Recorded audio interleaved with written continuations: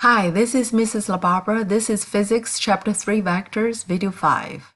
Today's topic is resolving vectors. The objectives are know the meaning of resolving, understand equations for finding vector components, be able to determine the components of a vector.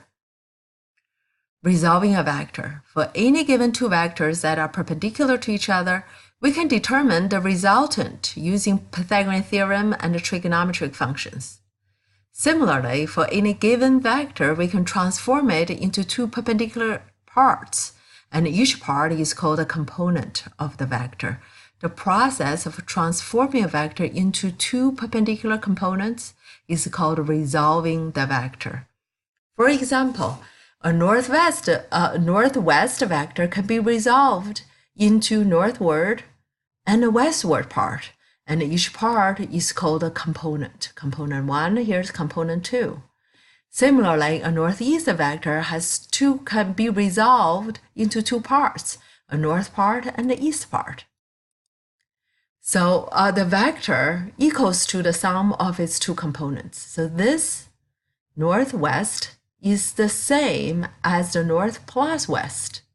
So they can replace each other. So any vector going to northwest, this vector going to northwest can be replaced by the specific north, that how long it is, and the west, that must be how long it is. Okay, they can replace one another.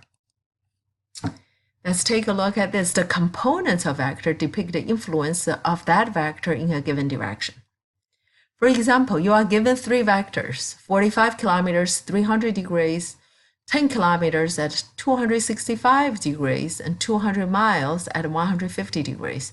By the way, this degrees is counterclockwise, so everything is measured from east. Sketch the given vector. So for the first one, 300 degrees from east, you go counterclockwise 300 degrees. So that means this part has to be 60 degrees. Now this vector has an influence on both south and east. How do I know? You simply draw a rectangle so that the vector is the diagonal of your rectangle. Then you see the two sides. The two sides represent the influence of the vector on that direction. So this vector has two components. One is east, one is south. Which one, the vector has a greater influence on the south? Next one's 10 kilometers is 265 degrees. That is in this direction. So this one has two components of west and south. So which one has a greater magnitude? The south has greater magnitude. That means this vector has greater influence in the south direction. Last one, 200 miles at 150 degrees. That is in this direction because that's from the east to 150 degrees. That means over here has to be 30 degrees. So this one has two components, is west and north. And the vector has a greater influence in the west direction. Any vector can be resolved into unlimited number of two perpendicular components. So here we are given a vector. So we can find its components if we have a coordinate. If this is a coordinate, to the right is horizontal, up is your vertical, then I have the two components here, just two components, one set of components. But sometimes we may wish to have a different coordinate. I can have a coordinate like this because it may be more convenient for my situation to solve my problem. In that case, my component would look like this. Or I can have a different coordinate, the third coordinate, then my components could look like that. So any vector can be resolved into unlimited number of two perpendicular components. That is because any vector can have unlimited of coordinates.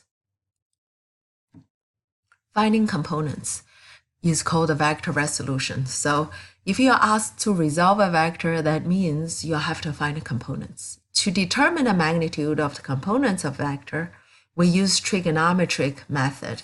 So here you are given a vector and you are given a coordinate and the angle, theta with x.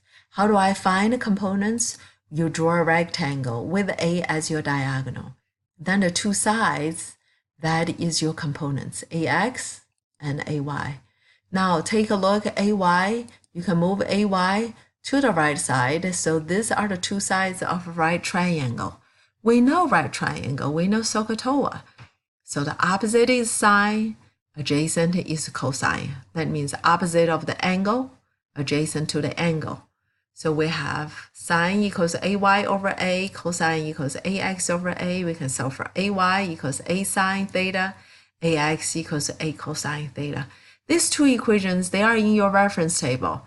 But you need to be aware in these two equations, theta is with the x-axis. Now let's do some examples. Determine the components of the vector 60 newtons at 40 degrees. In this case, 40 degrees is with the x-axis. So in order to find the components, we simply use the equation. Vertical, that is y.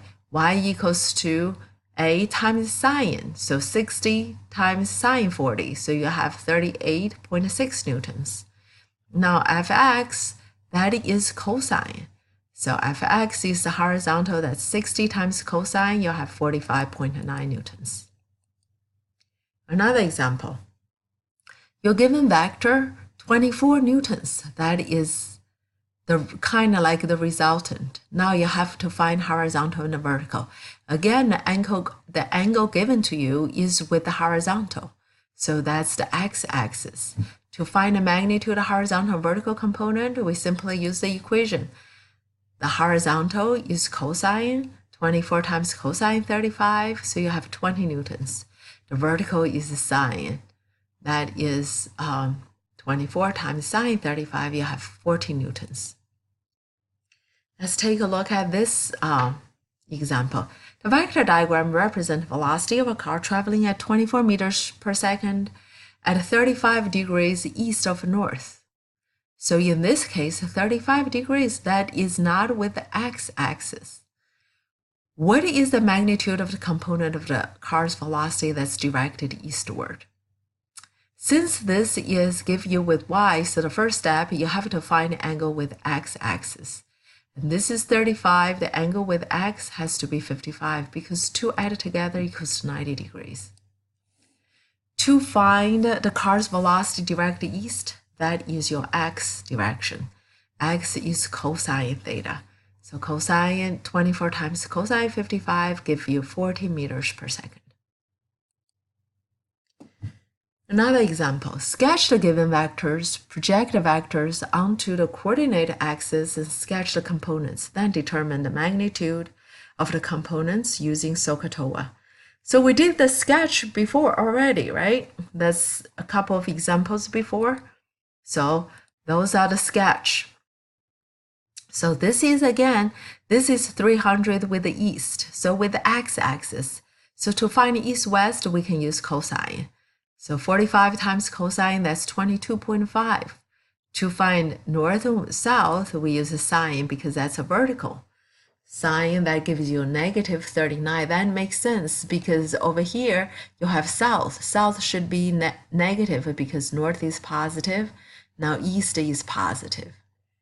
Over here, this is in third quadrant. Remember the two components is south and west, so both should be negative.